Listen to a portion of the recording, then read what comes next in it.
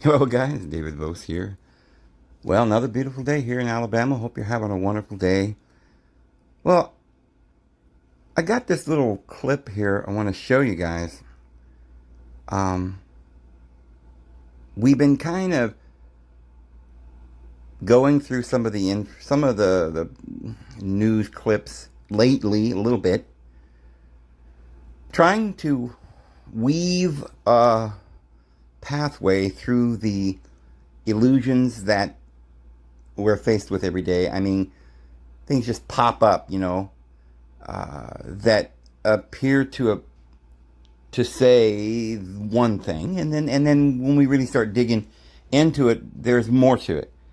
But it's impossible for society to know all of this stuff because we hear stuff. It's impossible for them to hide it all, and we hear it, and we look into it, and we see these little points, but it's a personal revelation. We get these little points, and we try to tell a few people, but we're not in the media, and we can't publish all this worldwide. And so these little points that people keep digging up keep getting buried, and the overall narrative is controlled by the media, of course. So uh, I don't know how much it's going to help the world if I do a little video and expose a few things, but at least, even if it's just from me, I need to know the truth.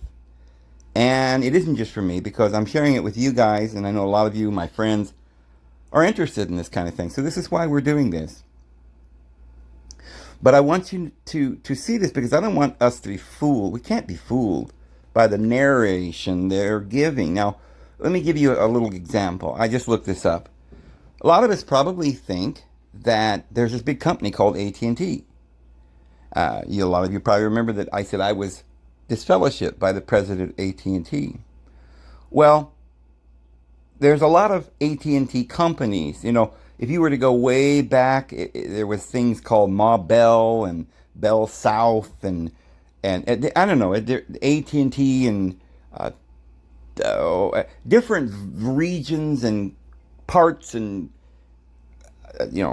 districts and corporate entities that are involved, and it's all one big family.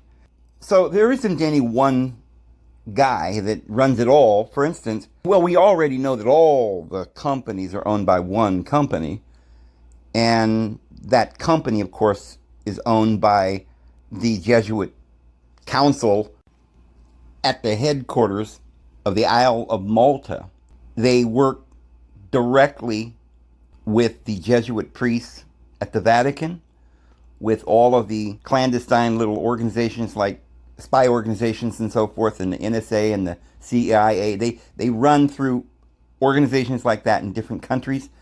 They got the banks, so they've bought and paid for all the senators and the congressmen and everything in every country. They control the policies. They've gotten into the parliament, the Congress, everything around the world.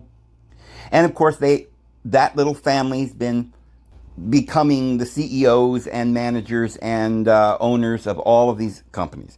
And they have major companies that own other companies, and they own other companies. So the number one big giant company that owns everything is BlackRock. And so if you were to say, oh, well, AT&T is the biggest clandestine evil organization, you couldn't say that because it's just one of the many faces. So we're told that Verizon and AT&T are competitors. Actually, Verizon and AT&T are how they've broken up Ma Bell from 1800s or whatever. It's the same company. They also own GTE. I mean, probably Google and everything else is all conglomerately owned by this family. So when you think that Verizon or AT&T is separate companies, you're just being lied to. Remember this company called MCI, AOL, and all these other companies in the past that somehow went broke and they're gone now? Well, they're just the same. They just renamed them. They're bought out or incorporated or whatever into the parent company or whatever. So there's just a huge monopoly. And we're not aware of any of this going on under the surface. And though you could probably look this stuff up and find all this information, it would take you a month of Sundays to figure out all of this secret little information. They've managed to hide it They've got loopholes. You don't know who's running who. And what I keep telling people, and they don't understand, is that Jehovah's Witnesses and organizations like that were made by the elite financiers of the world, people that run the world at the Isle of Malta in the ancient Templar Freemasonry secret society organizations that was established not by human beings. Remember, John Dee and Edward Kelly up in Bavaria went and did some sort of necromancy or some occult practice where they were able to bring up spirits. And these spirits told them to have some orgies and swap wives and do various things to make sure they were loyal, that they would do anything they were told. They went ahead and did what they were told at the beginning simply because they wanted to know what these spirits was going to tell them. The spirits said, we'll give you this amazing information, give you world domination, but what we want you to do is create this world domination. So you're going to be, you bringing this up and you're listening to us. Now we want to organize this Illuminati organizations you see around the world that are going to recruit people. We're going to build organizations. We're going to have clandestine, smaller organizations. And all of this is a big corporate organization on earth that was, as you can see, run by the devil himself, the demons. So information like computers, CERN, telephones, all of this information, that science information that we have, any of it that may be either accurate or subterfuge, is all coming from Satan. Some of the information that we're being told is not even true. I'm under the understanding now, and I don't know that we can't be certain about this, but I understand now that they have been lying to us about nuclear, that it's destructive. You can make nuclear bombs, what they call it a nuclear bomb. But they started off with a thing called, well, before atomic, it was hydrogen. What is hydrogen? Hydrogen is just a very volatile gas. They just learned how to make more volatile explosions. But the problem is that they've been telling us is that they've split the atom in some way. And we think, oh my goodness, that must be terrible. And then it causes some radioactivity that could last like 1,000 years and you can't go in the area. And all of that's a lie. When they drop a bomb, the area that bomb destroys is all that's affected. It doesn't continue to radiate energy for years. Maybe for the first few hours, the dust is radioactive, but really what does that mean? It means it's hot. It'll burn you. It's chemically hot, or some other thing that we don't, like if you get hydrogen on you, it could damage you. If you get some other chemical, it would damage you. But once you wash it off, I mean, this has been proven. People who are exposed to this supposed radiation, they just simply go in and get showers and wash it off. It's just the chemicals themselves that are damaging. It's not some sort of thing in the air that we're being kind of told that it could just, you go back 100 years later to the spot where this nuclear bomb was detonated and all of a sudden it's in the air, and you're going to just get fried or something. And it's a complete lie.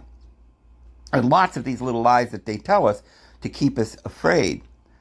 So one of the things that they've been doing is talking about global warming.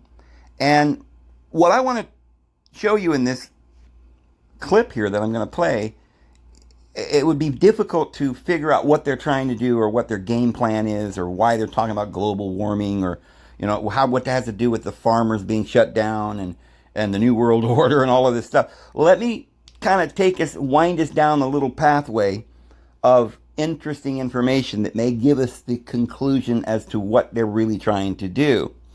We're going to talk in this video about the coming famine, how they're orchestrating it, what they're doing. We're going to show how this whole oil tragedy, where we're having difficult time buying gas, prices are going up, the Ukraine war, which is what they claim is causing this, what that's all about. This will actually show us, if we follow the information correctly, it will actually show us that the Ukrainian war is just a staged event. and it will serve several purposes for them. There are certain bad people they want to get rid of, and if you kill them in the middle of a war, then it's not like you murdered them. Oh, they just died in combat, right? Or there was this missile that just veered off and hit this building, and everybody in the building died. Well, oops, right? Just a casualty of war. They can just get rid of so many people. This is why a lot of important people, rich people, powerful people are leaving the area around the Ukraine. This is why so many Ukrainians were in Britain, and I'm hearing that they're kicking them out now. They're going to be, I don't know where they're going to go from there. But there's several reasons why the Ukrainian war was established. Putin's just a puppet, as Trump is, as all of them are working for the goals that these elite individuals that sit at the council at the Isle of Malta have in mind. So on the surface, they're going to blame Putin, they're going to blame Biden, they're going to blame Trump or whatever. They're going to just keep obfuscating what's going on by a blame game and actors coming on the stage and performing certain little illusions over here in one hand and little tricks on the other to keep us looking in the wrong direction. But what we're trying to do is figure out what they're really doing. It has to do with total global takeover.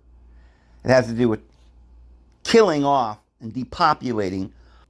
We won't say anymore. We have to be careful. But this is what they're trying to do. But they have to do it in such a way that it looks like it's natural disasters doing it, PANDICs doing it. It's just completely out of their control. They don't know what's going on. Something's going around, right? The volcanoes are going off. Now we've got the river Tigris, Euphrates drying up, the Dead Sea, California. I looked up on the internet yesterday, a couple of days ago, and because I had a thought in my mind and I wanted to see if I was correct. But because I had noticed that we have flooding in Louisiana right now as we speak, and there's flooding going on and lots of rain in Europe and some places, but there's drought in others. And I was thinking, what's going on where some places the Dead Sea is drying up and the rivers and everything in California, but then over here just a couple 300 miles away in Louisiana, there's too much water. So I thought, well, I wonder if that has anything to do, like I want to look into that and see if maybe there's a way that they could maybe be diverting the weather some way into certain areas. Maybe that's why there's more rain over here, because they've diverted it from California. How could they do that? I don't know. They've got highly advanced technologies we don't even understand or know. So I looked into it a little bit, and the only thing I could determine is that that there are certainly articles you can find which says that yes, there are lots of places in the world right now that are completely dried up, arid, no rain, no in the foreseeable future. It's just going to continue to dry up, and they don't know. They claim they just don't know why. And then over here in these other locations, it's just getting wetter and wetter. And so I thought about that and did some more research and found that one possibility, because it popped into my mind, what the Bible says about the stars falling and the mountains quaking and Jesus talking about earthquakes in one place after another, which in Greek means seismic activity, which is our word today coming from the Greek word seismo, which is what Jesus said there would be in the last days. And it literally means the shaking, the foundations of the earth. It wouldn't necessarily mean local earthquakes. It could possibly mean the shaking of the entire world, because it's basically referencing a prophecy in Isaiah that say that the world will be shaken. The entire world, the foundations or the spiritual principles will be shaken. Let me show you that verse before we move on here. This is Bible Hub, and I want to read from Isaiah 24, and just starting with verse 1. Impending judgment on the earth. Behold, the Lord makes the earth empty, makes it waste. That's very similar to Genesis 1:1. You know, the earth was empty and waste. That's before creation. That's elemental change, structural, earthly, complete emptying the earth of all its inhabitants, right? And waste, like void. That's the connotation of those words. And it says distorts its surface and scatters abroad its inhabitants. distorts its surface. This is the New King James Version. But it's obviously talking about the surface of the earth itself. And it shall be as with the people, so with the priest. As with the servant, so with its master. So if these elite think they're going to get away with something, they're not. Even in the book of Revelation, it says they'll try to hide themselves in the holes, in the crags, in the caves of the rocks of the earth. See? So they're in for a strong delusion, to say the least. But it says, as with the maid, so with her mistress. As with the buyer, so with the seller. It don't matter how much money you got, or whether you got yourself an underground bunker. As with the creditor, so with the debtor. Well, we're all debtors. The land shall be entirely emptied. The earth, you could translate it earth. That word is the same word they translate earth. The earth is entirely emptied and utterly plundered. For the Lord has spoken this word. The earth mourns and fades away. The world languishes and fades away. The haughty people of the earth languish. The earth is also defiled under its inhabitants, because they have transgressed the laws, changed the ordinance, broken the everlasting covenant. Now, I think that this may refer to Yahweh's curse. That's why it says, verse 6, therefore the curse has devoured the earth. I think it's talking about the wrath of Yahweh, because you disobeyed his laws. Well, Jesus says we're not under the wrath. We're not appointed into the wrath in the Bible, in the New Testament. For the people who receive the love of the truth, they might be delivered from the wrath that is to come. So we're going to be changed in a twinkle. We're not going to have to go through the wrath. You know, it says in Revelation, 2 or 3, chapter 2 or 3, I don't remember which, that for those Christians who have the seal of the living deity upon their forehead, who follow the Lamb wherever he goes, who endures until the end, says, I will keep you from the hour of test that's coming upon the entire world. What is this test? What is this that's coming, friends? Well, it says, because they've broken the everlasting covenant of Yahweh, therefore the curse of Yahweh, the curse of the law. Remember, the Apostle Paul says it's a bondage and a curse. This is why we cannot be going by it. We've got to be delivered from the curse, from the wrath, by being set free. And Jesus sets us free, because the truth will set you free. The real truth, not the deception, not the liar, who says, I am God and there is none else, and I am vengeance, and that is my name, I am jealous. But no, that's a lie. Your father's a liar. He's a murderer. He's coming to take everyone out who believes in his kingdom, because my kingdom's no part of this world, Jesus says. So it says, the curse has devoured the earth, and those who dwell in it are desolate. Therefore, the inhabitants of the earth are burned, and few men are left. Well, that's what it says. I don't mean to be a party pooper. I'm not trying to be negative. I'm telling you, I'm just showing you reality, what the scripture says. And there's not going to be any sadness for those who follow the Lord. There's not going to be, like it says, he says, there's not one hair of your head that will be harmed. You'll win your souls or gain your souls by your patience. And he whoever endures unto the end will be delivered. And we're going to be delivered from what? Again, the wrath that is coming. So it says, the new wine fails, the vine languishes, the merry-hearted sigh, the mirth of the tambourine ceases, the noise of the jubilant ends, the joy of the harp ceases. That's interesting, because the 144,000 are standing on Mount Zion with their harps, playing a new song that no one was able to master, but the 144,000. So, it says they will not drink wine with song. Strong drink is bitter to those who drink it. The city of confusion is broken down, and every house is shut up, so that none may go in. There's a cry for wine in the streets. All joy is darkened. The mirth of the land is gone. The city desolation is left, and the gate is stricken with destruction. When it shall be thus in the midst of the land among the people, it shall be like a shaking Huh? What's that again? It shall be like the shaking, seismo, of an olive tree, like the gleaning of grapes when the vintage is done. They shall lift up their voice, they shall sing for the majesty of the Lord. They shall cry aloud from the sea. Therefore glorify the Lord in the dawning light. Now here we seem to be talking about the dawn of the new age, right? Jehovah's Witnesses, were always, remember their first magazine, now they call it Awake.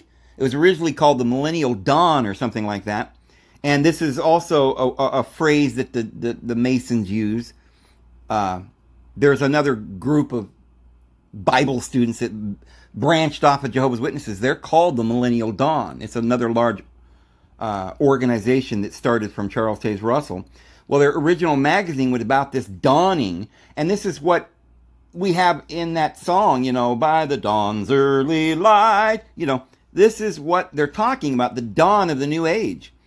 The name of the Lord God, that's Yahweh, of Israel in the coastlands of the sea. This is, of course, the prophecy according to Jehovah, who sends out the lying spirits. And, of course, he will probably bring it to pass for all those who wish to follow him. You see, but we're not under this wrath because we're going to the Lord. But this is what everyone who hangs on to the name of Jehovah, and everyone who believes in the law, and all the people who hang on to government and start voting for Trump and thinking somehow some Israeli new world order is going to save them. This is what they're going to experience. From the ends of the earth we have heard songs, glory to the righteous, but I said, I am ruined, ruined, woe unto me. The treacherous dealers have dealt treacherously. Indeed, the treacherous dealers have dealt very treacherously. For the pit and the snare are upon you, the inhabitants of the earth, and it shall be that he who flees from the noise of the fear shall fall into the pit, and whoever comes up from the midst of the pit shall be caught in a snare.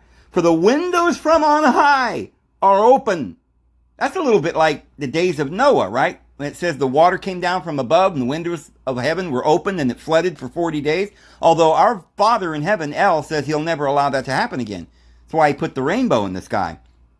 So here the windows are going to open, but evidently it's not going to be for a 40 days of flooding. Maybe something else. But it says the foundations of the earth are shaken. This is what Jesus was telling us. The shaking or the earthquakes. It says the earth is violently broken. The earth is split open. The earth is shaken exceedingly. The earth shall reel to and fro like a drunkard, and shall totter like a hut. Its transgression shall be heavy upon it. It will fall and not rise again. Oh, boy. It says the Lord will punish on high the hosts of the exalted ones, and on the earth the kings of the earth. They will be gathered together as prisoners are gathered into the pit. Well, the Bible calls that the lake of fire. It burns with brimstone. It's evidently right on the earth. The earth itself is going to be shaken, and the pits of hell are going to come boiling up out of the earth. Literally, at least in some fashion.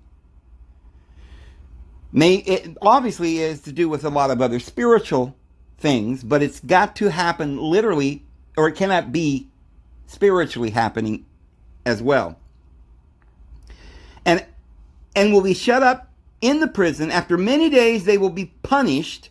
The moon will be disgraced, the sun ashamed, for the Lord of hosts, that's Yahweh, will reign on Mount Zion and in Jerusalem and before his elders gloriously. Well, this Mount Zion that he's going to reign upon is a physical mountain on this earth, which Jesus said, your house is left unto you desolate. My kingdom is no part of this world. And when Jesus arrives, he's going to take us and we're going to be received. He's going to receive us unto himself. We're going to meet him in the air and we're going to be changed in a twinkling of an eye. So we're not going to have to worry about any of this. I'm not trying to scare you, but I'm just telling you what might be about to happen, because there are things that happen that would mimic or parallel exactly these current dry conditions and wet conditions in various places, with the earth slowing down in the gravitational field so that the winds and storms or more localized, is what the scientists are saying. So, obviously, there's going to be some literal things going on, physical disruptions. And these are what the New Testament says: there will be signs in the sun and the moon and the stars. And on the earth, anguish of nations.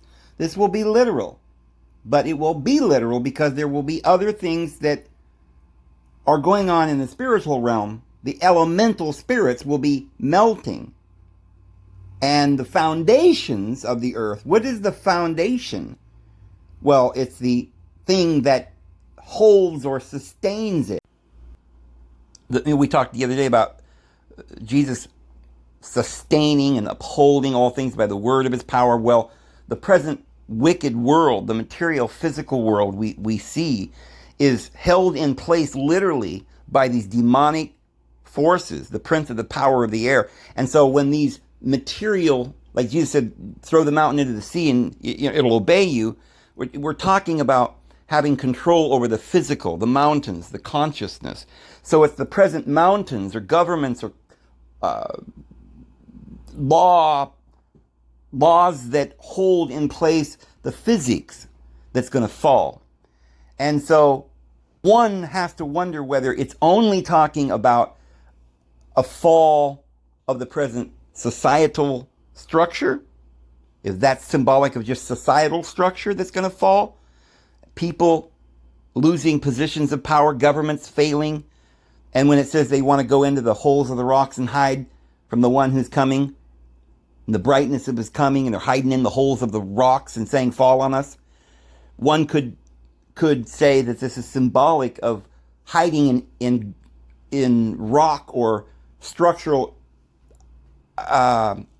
refuges or government corporations, or hiding behind military power, or behind a law in government, or some welfare structure that they've, like a net. Remember, they talk about the welfare net.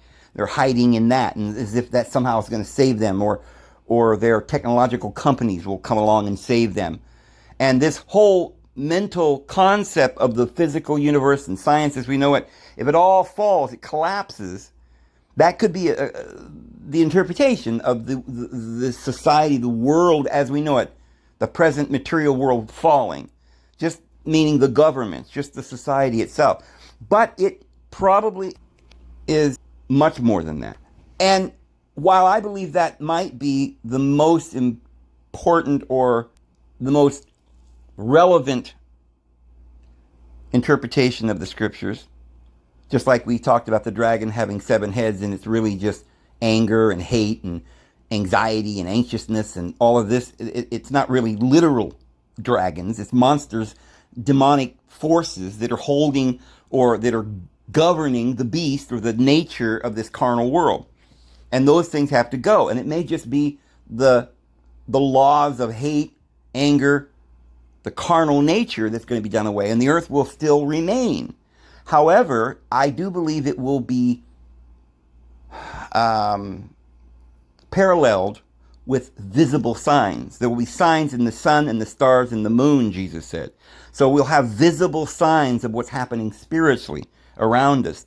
The elements or the elemental spirits melting, being intensely hot. I don't think necessarily means the literal elements, physical elements of the material world, but maybe some of the elemental spirits that are holding the elements in together in a particular way, so that it may actually carry over into the physical universe. There might be some unstable things that we will have to go through, such as earthquakes and volcanoes, and literally meteor showers or comets coming into the atmosphere, maybe causing hurricanes or I should say typhoons and stuff like this. All of this is very possible. And when you look at the Bible in Isaiah, where it talks about the earth being turned upside down and being shaken out of its place, I'm of the opinion that Jesus is speaking of that shaking.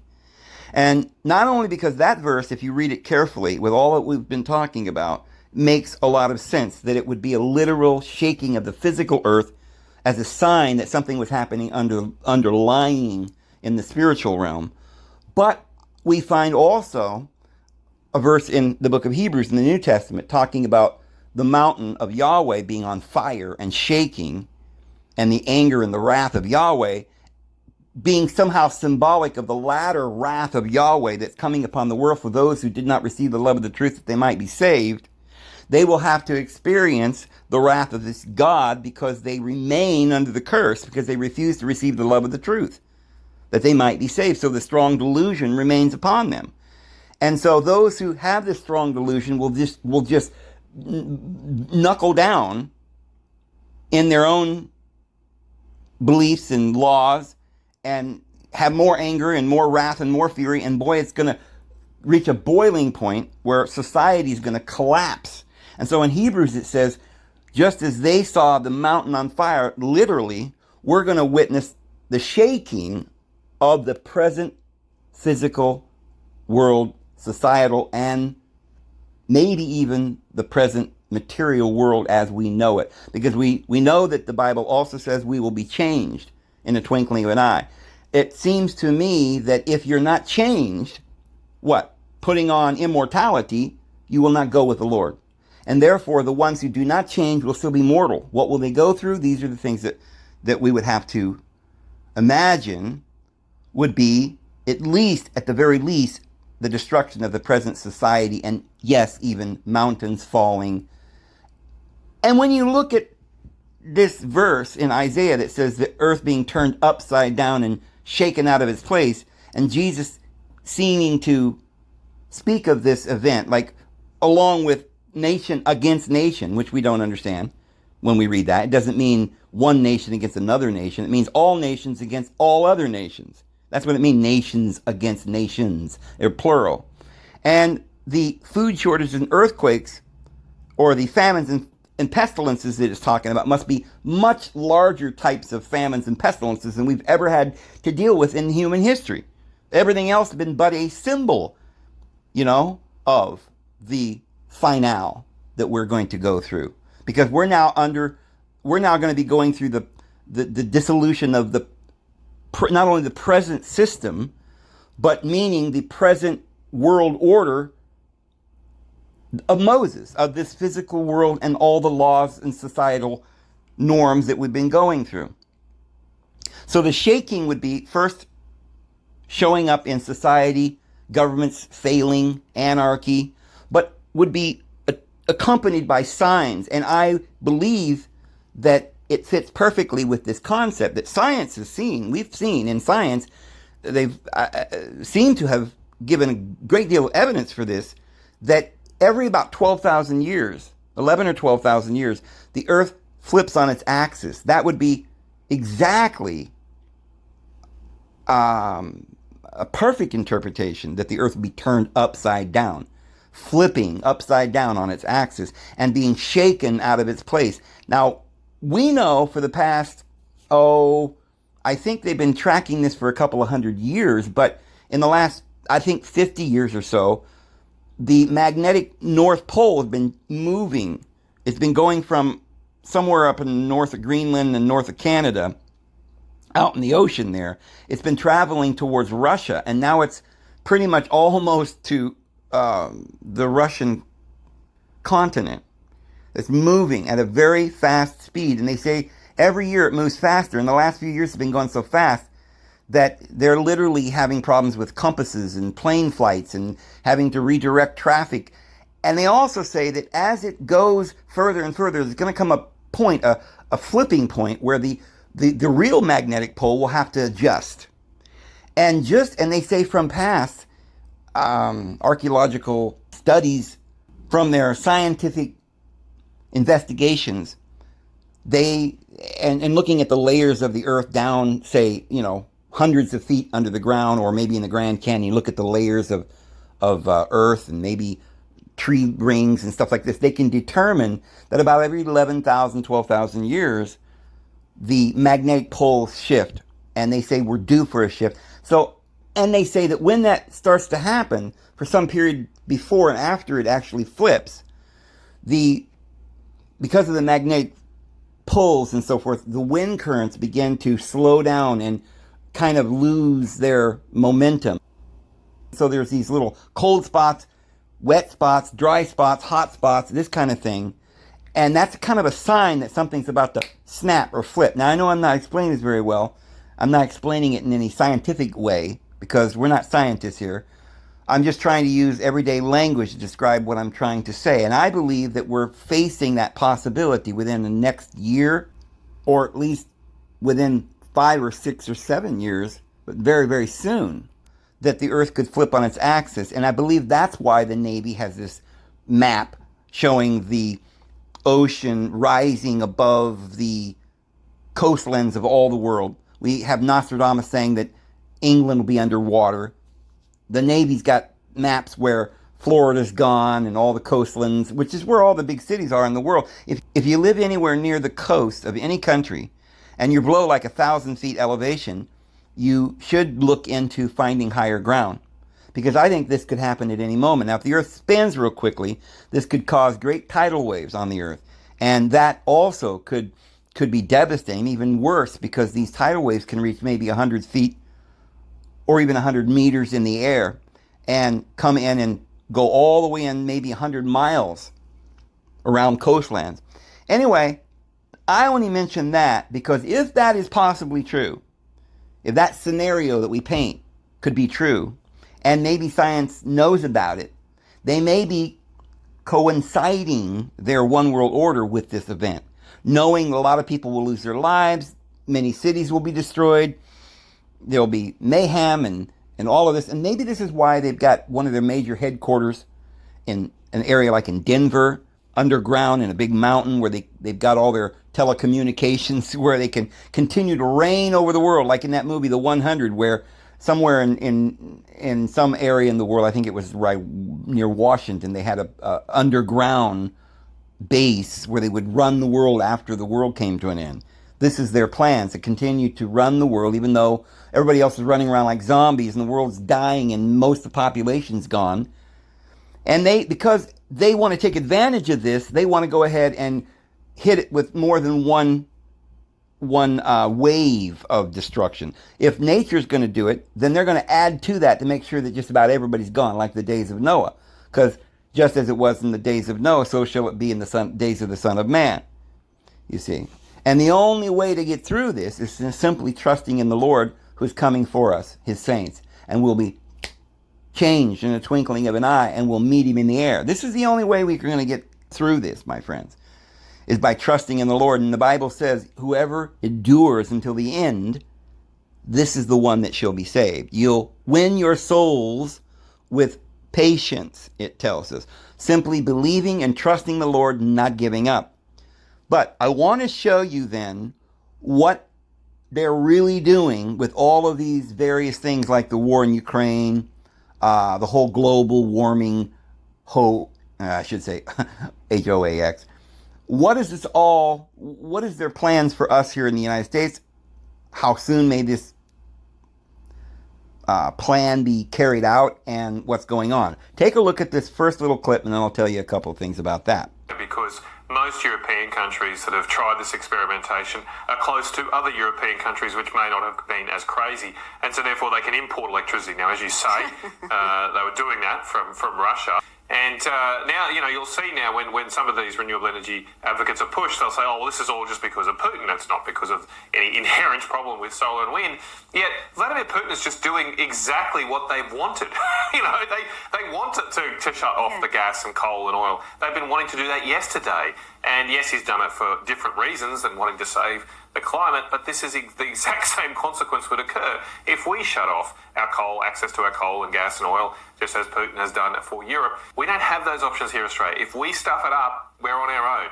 We can't get gas from Indonesia. We can't get electricity from New Zealand. We can't even get electricity from Western Australia. They've been a bit saner over there in the west, but we don't even have that connected to the east coast of the country.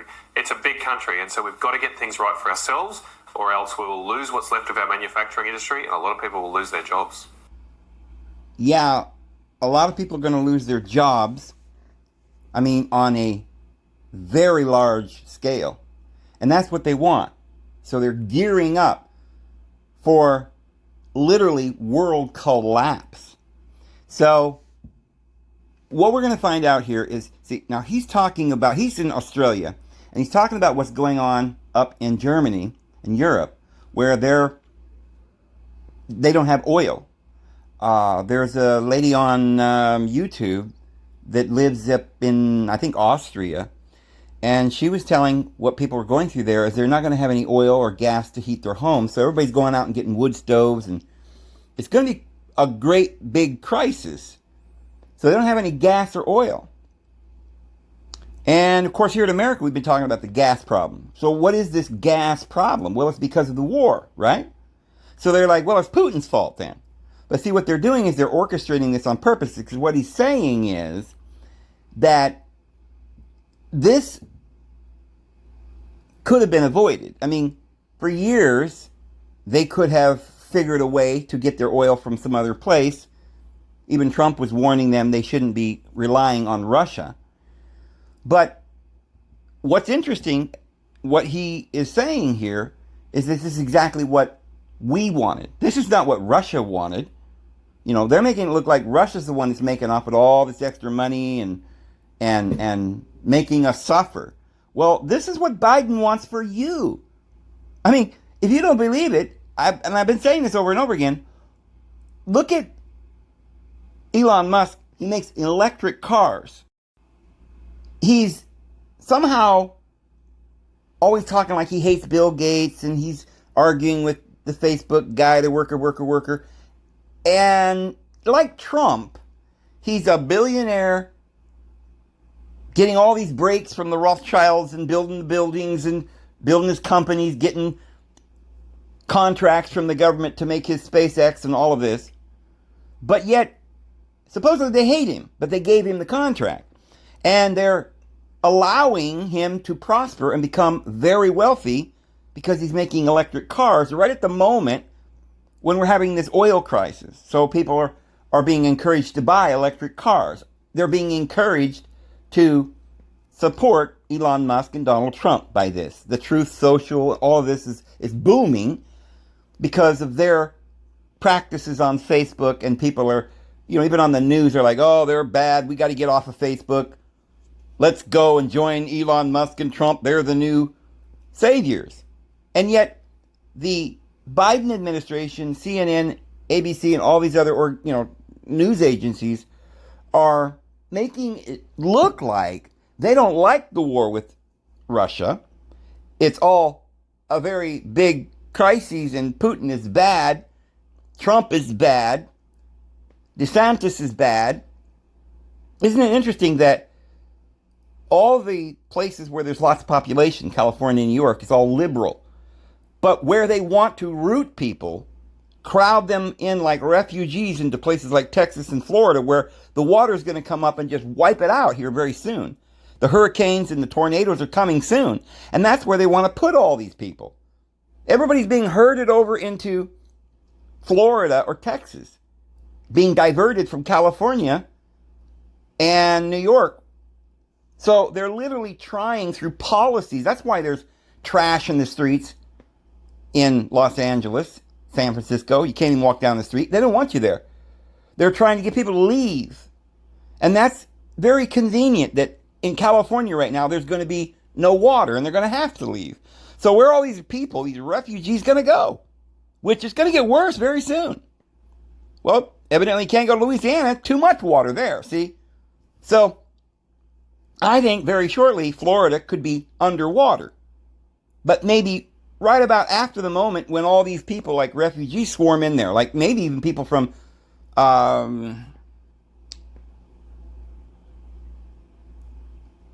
Mexico and Venezuela, Honduras, Guatemala, all these people are going to be coming over like in swarms for protection. And their little area where they're going to be able to go is going to be like Texas and Florida, where it's all going to be wiped off the face of the earth. Houston and Mobile and Jacksonville and all these cities will be in the news. There's a big hurricane bearing down on them, and maybe typhoons, because when this begins to happen, the levels of the ocean will change, or who knows, mountains will fall. Volcanoes will happen. And so I think that these areas where they want to keep as their own little homeland, I think they want California for themselves, up in the mountains and the Sierras. And they want to get everybody else out of there. So they got all this crime on the streets, people living in tents. Pretty soon those people are going to have nowhere to go, although this all die off. This is another reason why they put the, thingy, because that will help and just getting, maybe like putting these people out of their misery before they even have to deal with the hurricanes and the earthquakes. Because once that comes, they're going to have bodies laying all over the place. And they're going to want to get, they're going to want to minimize all these DEAD all over the STREET. So get a lot of them out of the way before it even arrives. I'd say we got probably a couple of years, maybe sooner. I don't like to say 2 or 3 years. I like to make sure that we don't overestimate how long this is going to be before this all occurs. It could happen tomorrow, guys. So this whole concept about the global warming and we got to shut down coal mining and we got to shut down the oil. Remember, before the oil, it was the coal. Trump was talking about that too. He opened up some mines in Kentucky or something. So, but of course Trump was thrown out and he didn't continue on these policies because they never intended for these policies. They just want you to think that somebody's fighting for you. But it's obvious that they wanted this. They wanted to shut down the oil drilling. They wanted to shut down coal mining. They wanted to reduce the carbon trail. They've been saying this for a long time, and now they're just pretending that we have to do it because there's a war. And so while they're blaming Putin or Russia for this war, we can see from the circumstances that they're plotting it together. Just like the good cop, bad cop, they're backing Biden to do all these bad things and then telling the other side to say, oh, that's terrible. But in reality, both sides are just orchestrating it, staging it, and making you think that somebody's trying to do something about it, but, it's only the bad guys doing all this. So, no, it's Russia. They're the bad guys. They're causing this war, but it was all planned on both sides to stop the oil production so that we would all collapse. As the prices go up, we won't be able to afford gas, guys. We're not going to be driving our cars. It's done. It's over. We're not going to be driving cars. They will not allow us to do that. I mean, there might be some old barrels of oil somewhere buried that people will be sucking out with a straw when the time comes to get maybe down the road a little ways, like Mad Max. But they have planned this crisis very carefully. Now I'm going to play a little bit more of this clip because he points out something that you may not have thought of, and I hadn't even thought of it. Another reason why they're doing all of this, why the war and the gas prices and stuff like this, it's not just to stop us from using our cars, but, and this might even be way more troublesome for all of us peons, all of us peasants. Wait till you hear this. I mean, this is not something most people know, but it's affecting the food supply, the oil. Not only because they can't get the stuff to market because they can't afford it. You see, if you live in New York City, you got to go to the store, right? And if there's no gas or oil, then the cars can't run and you're not going to have any food in the stores. But there's more. In order to grow the stuff, the farmers have to be able to make a little money. If they go broke, then the farms collapse and there's no more farming. Now, they're certainly going broke for many reasons, but another one is because the oil is where we get fertilizer. So the oil and gas is one of the things that we use to get the fertilizer, and the farmers have to use it supposedly. I'm not sure that that's the way nature would want it, but we've been going along doing it this way, and now all of a sudden they're not going to be allowed to do it. It's too expensive. And so the food chain and the food supply is collapsing. Most people do not know this, friends. I'm telling you, I'm warning you. Go out and get some food now. I don't think you should wait beyond spring, but I think you should do it immediately. We may not have till spring, but listen to this clip. What do you think? Is climate change at the forefront of the minds of farmers in regional Australia right now, Matt? Well, I'm happy to give Anthony Albanese the scope to, let's assume that he's right, that is the biggest issue. What is he going to do about it? I mean, he can't. He's Prime Minister of Australia, but we account for just 1% of the world's emissions. China is expanding its coal mining by 300 million tonnes a year. India is doing about the same. That's more than we produce in a year. We can't solve those issues ourselves. And what answers has he got for farmers? Because what is facing farmers right now, two things I've heard recently from farmers, and don't know how often Anthony Albanese talks to them. One, there are enormous farming areas of farming properties being taken over by carbon credit farms or renewable energy projects. I was talking to some mayors in Western Queensland just last week who say that 40% of their council areas are now taken up, locked up, destocked, all the cattle gone, in some futile attempt to generate carbon credits. All the business goes then, the farmers are well paid, but there's no stock camps anymore, there's no truck drivers, no fencing contractors, and that reduces the businesses in country towns. And then likewise, the other big issue for farmers is costs. And one of the big reasons that costs are going up for farming and why your food is going up in your grocery shop is because we've locked off natural gas in the Western world. We are not producing the fertilisers that come from natural gas. So all these students that run around with placards saying you can't eat fossil fuels, they haven't studied chemistry yet in their high school lessons, because we do eat fossil fuels. Half of the world's food is produced from fertilisers that come from natural gas. And because we're short of those things, and as I said earlier, European fertilising companies going to the wall, fertiliser costs right around the world going up, that flows on to farmers, and then it's hard for them to pass those costs on, especially the big supermarkets like Coles and Woolies. Well, that is happening, and you can see it. You can just see the consequences of climate change policies in your shopping trolley every week. So, this is critical. There are too many things coming that are going to affect how much food we have and our well-being in the very near future. Most people, when they're talking about the famines that are coming, the fact that the stores are running out of stuff, the prices are going up, the oil's going up, the war hadn't even begun yet, they're just saying, oh, maybe, this is, kind of serious, but we're not even getting all the reasons why this is serious. When we don't have oil, or it gets too expensive to buy oil, you guys will starve to death. Now, I know a lot of you think, well, Trump's coming in and he'll save the day. Well, you know what? That might just actually happen. But not before there will be a large number of people dying in famine and pestilences. And if the Savior, won't be the Lord and Savior Jesus Christ, but if this guy that you think will save you, Donald Trump, and his political billionaire, Rothschild financing, and the new one world government, if you believe that's going to save you, friends, trust me, it's not going to get you to heaven. All is this going to do is coerce you into complying and losing all your rights and freedoms, and you'll still end up dying when the earth turns upside down and scatters all of its inhabitants. And they know it's coming too. The demons are afraid and they shudder. They believe too. Yeah, the demons believe and they shudder. They're afraid of what's coming. It says the nations will be in fear, their hearts failing them for fear of what's coming upon the inhabited world. But the demons believe, they know, they believe in Jesus, and they're scared out of their little minds. And they said to Jesus, have you come to torture us before the time? Remember that legion of demons? It's like, wait a minute, it's not our time yet.